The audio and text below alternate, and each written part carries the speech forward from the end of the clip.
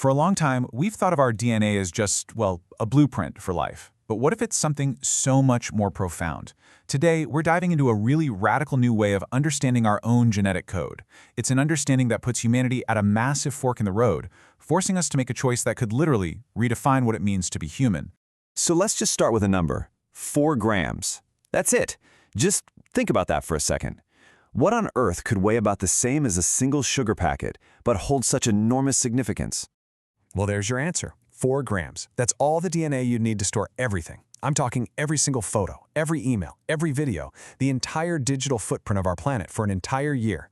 This is an information storage medium with a density that's almost impossible to wrap your head around. And you know, it's something nature perfected billions of years ago. And this really gets us to the absolute core question of this whole explainer.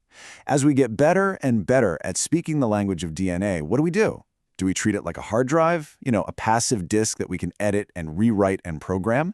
Or is it more like a quantum antenna, a super sophisticated receiver that we need to learn how to tune to the right frequency?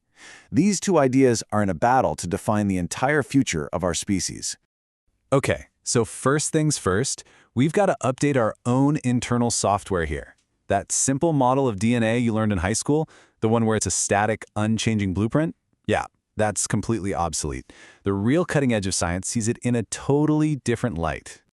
Just look at the shift in language here. It's fascinating. We're moving away from the old language of biology, this idea of a static blueprint, and we're jumping right into the language of high technology. The new view is that our DNA is a dynamic, programmable platform. Think of it like a biological operating system that can be updated, patched, and even totally rewritten, not just for storing files, but for running the entire machine of life itself. So let's really dig into that first idea, DNA as the ultimate hard drive. I mean, we're facing a global data crisis. Our current tech is designed to fail. So it's no surprise that scientists are now turning to the molecule of life itself as a kind of apocalypse-proof archive for all of human knowledge. And this table just shows you why DNA is playing in a completely different league. Seriously, look at these numbers. Our best hard drives fail in a couple of decades. DNA can hang around for tens of thousands of years. But it's not just about how long it lasts. It's 1,000 times denser. It's a staggering 100 million times more energy efficient, and, oh yeah, it's completely biodegradable, unlike the toxic sludge our current tech factories produce. Nature's hard drive is just better, in every single way. The scale of this is just mind-bending. By the year 2040, the projection is that just 1 kilogram of DNA, that's about the weight of a bag of sugar, could store the entire world's data needs. All of it, all of human knowledge, sitting right in the palm of your hand. So how in the world does this actually work? Well, it's basically a 4-step translation process. First, a computer converts the ones and zeros of digital data into the A's, T's, G's, and C's of DNA code. Then, lab equipment actually builds or synthesizes real DNA strands with that exact sequence. That DNA gets stored, maybe in a tiny glass bead for protection, and then whenever you need the data back, a DNA sequencer reads the molecule and translates it right back into ones and zeros. It's the ultimate marriage of biology and IT. But here's where we hit that fork in the road. Because the very same technology that lets us write data onto DNA also gives us the incredible power to rewrite the DNA of life. And if you look at history, it gives us a really chilling warning about what happens when humans get new tools to classify and sort each other. From measuring skulls in the 19th century to the horrors of the eugenics movement, the tools always change, but that impulse to rank and control people seems to stick around. And today, you can see that impulse bubbling up again with things like polygenic risk scores and the patenting of our very own genes. And that brings us to the other path, the competing idea. What if DNA isn't just a hard drive waiting to be written on? What if it's an incredibly sophisticated antenna that's designed to receive information, not just from inside our bodies, but from the environment, from our very thoughts, and maybe even from the universe itself? This whole idea is being explored in a fascinating field called wave genetics. And what it suggests is that our DNA is in a state of constant communication, using light and sound as carrier waves for information. So it's not just a static set of instructions, it's an active transceiver, constantly listening to and broadcasting signals that are shaping our biology in real time. Now, I know this might be starting to sound like science fiction, but research is actually beginning to uncover some of these quantum abilities of our DNA.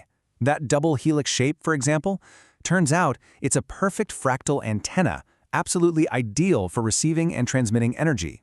It communicates using photons, particles of light, which create something called a biophoton field. You can think of it like a coherent, structured field of light inside and around your cells that organizes your entire biology. And maybe the most amazing part? Some studies have shown that our own focused intent, our consciousness, can directly change the physical shape of a DNA molecule. This quote actually comes from the work of Dr. Glenn Rain. He ran these incredible experiments to see if human intention could affect DNA in a test tube, and the results were just astounding. People who were trained to get into a state of heart coherence, which is a measurable physiological state of deep, focused calm, they were able to physically wind or unwind strands of DNA just with their minds. This is a direct scientific link, however controversial, between our inner state and our deepest biology. So this is it. This is the crossroads. These two ways of seeing DNA as a hard drive versus as an antenna, they're not just competing scientific theories. They represent two fundamentally different paths forward for all of humanity. It's the path of external control versus the path of internal coherence.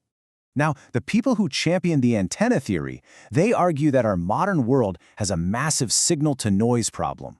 You know, if our DNA is actually designed to pick up these very subtle, coherent signals from our consciousness and from our environment, then this constant bath of chaotic electromagnetic frequencies we live in, Wi-Fi, 5G, all of it, it could be acting like a powerful jamming signal, basically drowning out our own natural ability to self-regulate and to heal. And this table just lays out the choice perfectly, doesn't it? On one side, you've got chemical manipulation like mRNA and CRISPR. It's all about physically hot-swapping your code. The sovereignty is proprietary. It's owned by the manufacturer, and the whole philosophy is man as machine. But on the other side, you have frequency tuning. It's about resonance. The sovereignty is absolute. It's owned by you. And the philosophy is man as creator. Look, the path of control offers a tech shortcut, no question. It promises to alter our biology without us having to do the hard internal work of achieving coherence. But the path of sovereignty? Yeah, it's more difficult. It requires discipline, but it offers something else entirely. The actual power to direct our own biology through our own focused intent. It's really the difference between being a user of someone else's product and being the master of your own ship. And this all brings us to the ultimate stakes. This isn't just about science anymore. It's about how we define ourselves. Are we made in the image of something sacred, what you might call imago Dei, or is humanity destined to be remade in its own image, imago Homo? I mean, just look at the contrast. In the theistic view, life is a sacred gift. Your DNA is a sacred blueprint, and death is a natural transition. But in this new singularity view, life is a manufactured product. Your DNA is a programmable API. And death? Death is just a technical glitch that we'll eventually solve with more tech. I mean, these are two completely irreconcilable visions for our place in the universe. Ultimately, what's really on the line here is this concept of biological sovereignty. And that's the fundamental idea that your code is yours. It's your sacred, untouchable heritage. It is not a product to be licensed out, edited, and owned by some corporation or government. That is the fundamental right we risk giving up if we go down the path of control. And so, we end up right back where we started, with this fundamental choice. Do we chase the power to rewrite our code, to become the authors of a new, synthetic version of humanity? Or do we seek the wisdom to tune our own biological antenna, and maybe rediscover a power that's been sleeping inside us all along? The choice we make is going to define not just the next chapter of human history, but the very nature of what it means to be human.